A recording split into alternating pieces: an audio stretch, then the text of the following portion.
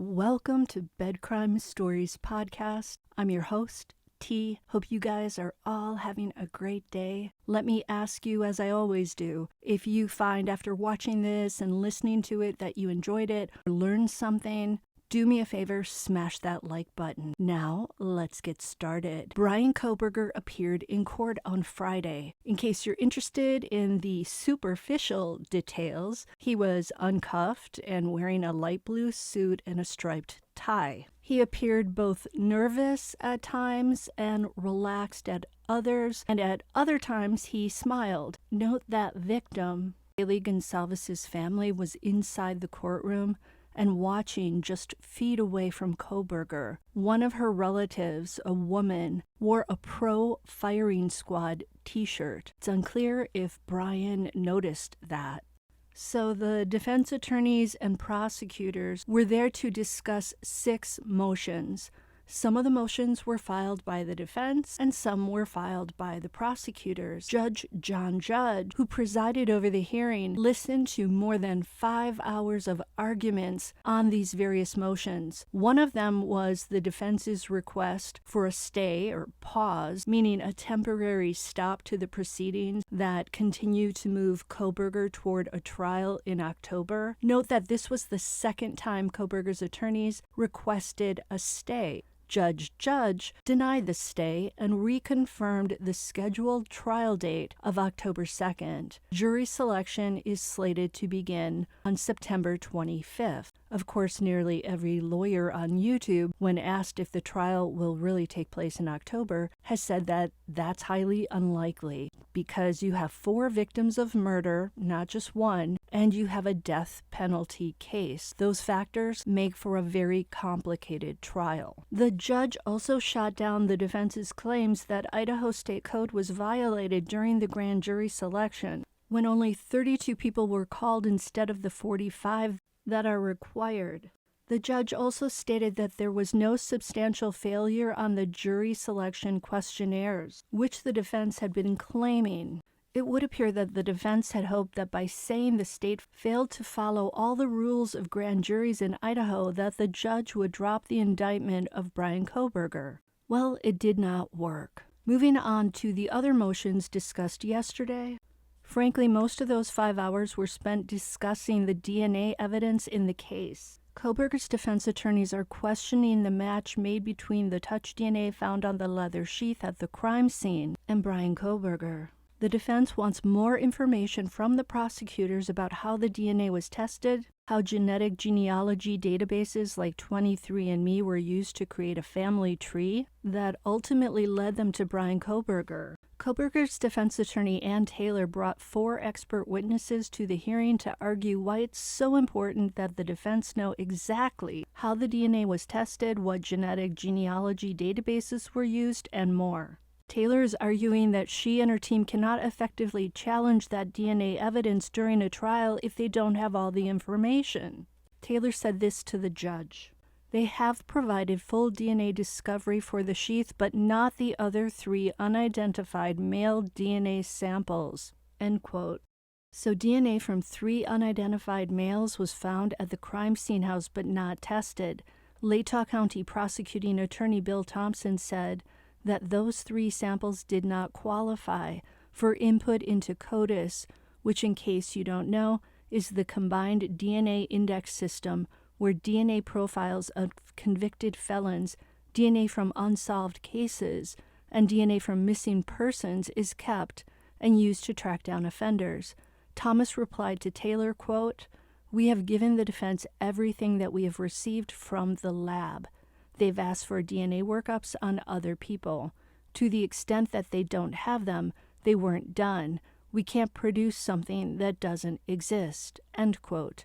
To me, this sounds like that unidentified male DNA wasn't tested because once the DNA on the leather sheath was found, that's where the detectives focused their investigation. Thompson did say that the only thing that hasn't been handed over to the defense is one outstanding test remaining at the lab at this time. As soon as the prosecution gets those results, Thompson said they'd hand them over. The prosecution also stated that they've shared everything with the defense regarding the DNA evidence that they plan to use at trial.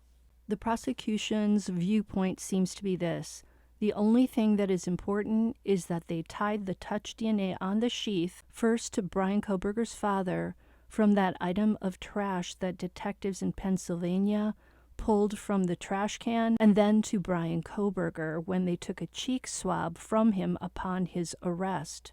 Bryan's DNA was a near match to the DNA on the sheath. Thus, the prosecution is saying that this is the result. Bryan Kohberger matches the DNA on the sheath, and the results that show that is all the defense needs to see. But the defense, who have to wage an effective defense of their client, is arguing that they need to know exactly what processes and what mechanisms were used to arrive at that match. They say they can't fully prepare an effective defense for Kohberger if they don't know exactly what happened with the touch DNA throughout the investigation. The defense also wants to know how detectives went about creating Kohberger's family tree because there are privacy laws that may have been violated in the process. Ultimately, the judge said that he will issue a ruling on this DNA situation at a later date. So while Judge heard all these arguments from the defense and the prosecution regarding the DNA, he didn't make a decision about it. I suspect that Judge will later rule that the prosecution has to hand over all that information. The DNA on the leather sheath is really the primary evidence linking Kohberger directly to the crime scene. The defense basically has to try and poke holes in that DNA if they want to get their client off on the charges. The DNA on the sheath, in my mind, is powerful, especially when combined with the cell phone data showing that Kohberger's cell phone was in the student's King Road neighborhood 11 times prior to the crime. The video footage where a white sedan, believed to be Kohberger's Hyundai Elantra, passes by the student's house multiple times on the morning of the crime, and survivor Dylan Mortenson's description of the masked man she saw inside the house right when the crime was happening. But all that evidence is circumstantial. We don't have video of Kohberger actually inside the house in the act of harming the students. Another motion discussed on Friday is Kohberger's alibi, the one where he said that he often takes late-night drives and that that's what he was doing on the night and morning when the students were killed, November 13th of 2022. Basically, the alibi the defense offered up is that Kohberger can't be the perpetrator because he was out in his Elantra on a solo drive when the crime occurred. The prosecution is arguing that Kohberger's lawyers need to cough up more information about this late-night drive alibi, such as evidence proving that his car was somewhere else at the time of the crime, and also alibi witnesses who can corroborate, yay, I think I said that right on my very first try, that Kohberger was elsewhere when the crime went down. I've heard several criminal defense attorneys say that this alibi is a weak argument. One of them, named Joe Tamburino, said this to CBS News: "An alibi defense is not, I simply wasn't there at the time. It's you must provide specifically where you were, time, place. Also, if you have any witnesses," end quote. Now, I don't think the defense has such information to share with the prosecution. I think if they had a witness who could verify that Kohberger was somewhere other than the King Road residence when the crime occurred, then they would have already shared that. So they're sort of in a pickle. Bottom line, the defense is trying everything to effectively wage a defense for Kohberger. Their attempt to throw out the indictment didn't work. Their request for a second stay to the proceedings didn't work. But their request for all the DNA information from the prosecution may have worked. It may be granted. It all depends on what Judge says once he's made his decision. I hope this helps. These legal wranglings are incredibly complex. I think what we're witnessing is exactly what happens in these cases when you have top-notch defense attorneys who want to make sure that no stone is left unturned in their quest to get their client off the charges, and when the prosecution is sure they have the right offender, and that they also want to make sure someone they believe to be highly dangerous and who likely would reoffend is locked away in a prison cell. So that's it for the Bryan Kohberger hearing.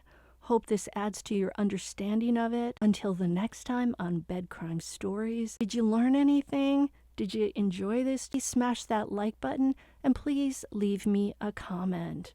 See you next time.